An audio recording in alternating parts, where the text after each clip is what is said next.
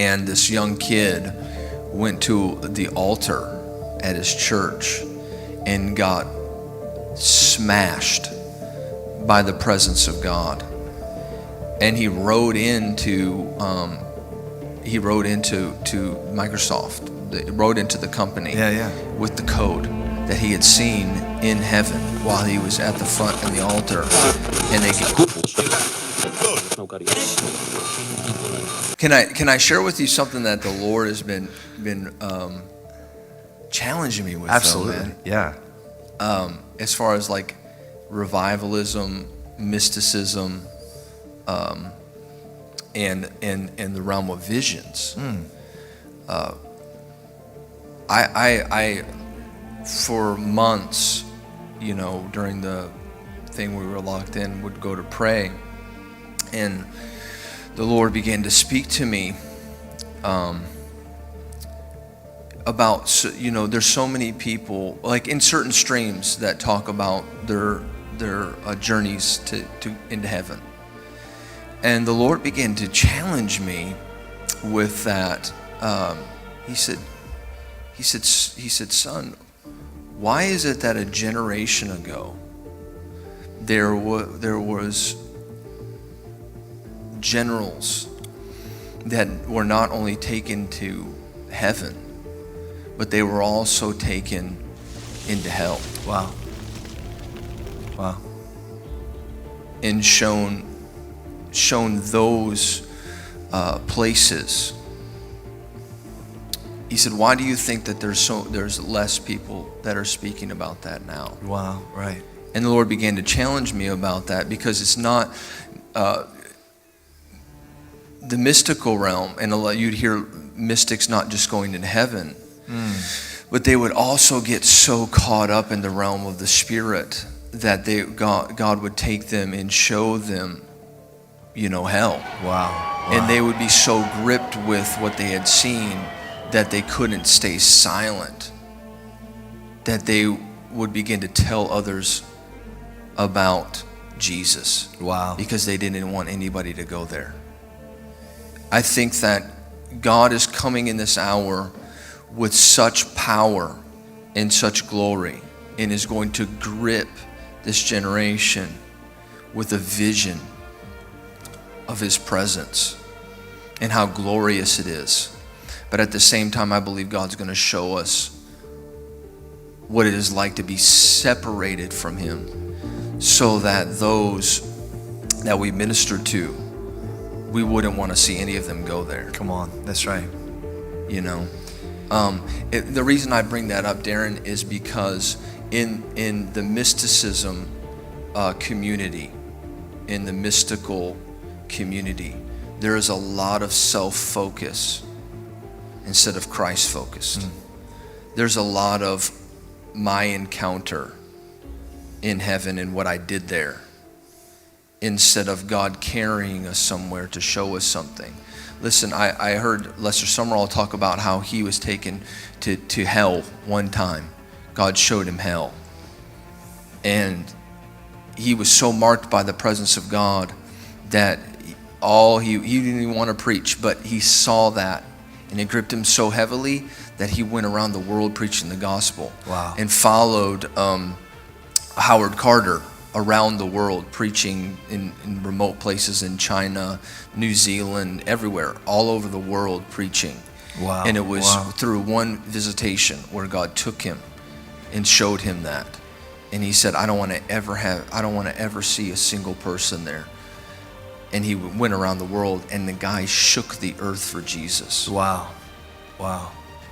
Does that make sense? Yeah, absolutely. I know that's a little heavy, but the reason I bring that up is because I challenge some people on what they're seeing. Yeah. Because if you're seeing all this, then there should be some impact. So at the end of the day, it's all about fruit for me. It's good. I'm telling you, man, it's all about fruit. And I just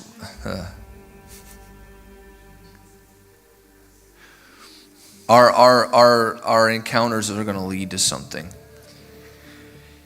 Yeah, and that's one of the things I love about like like the people that we've had this week, right? Like Richard Gordon, Super solid right? people. Like who's a crazy off the chart mystic, Right? And he would never call himself that, but I call him that because he's not here.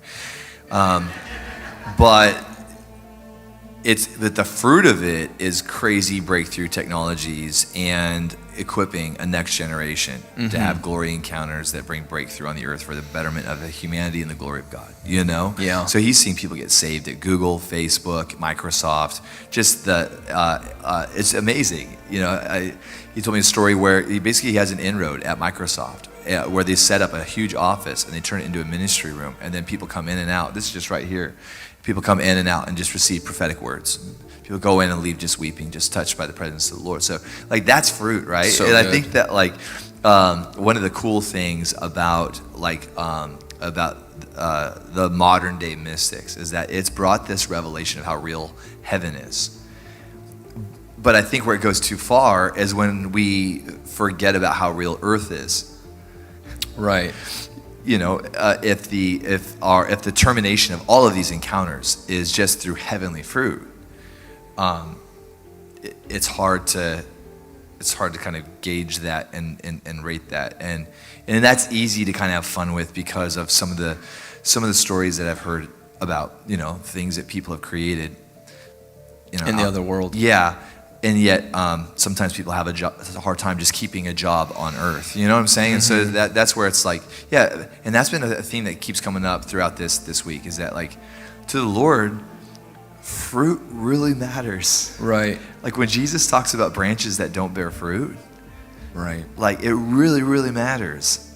And so I think what you're saying is so important. Like, that this realm, it's for the fruitfulness of the earth, And that realm is real, it's tangible.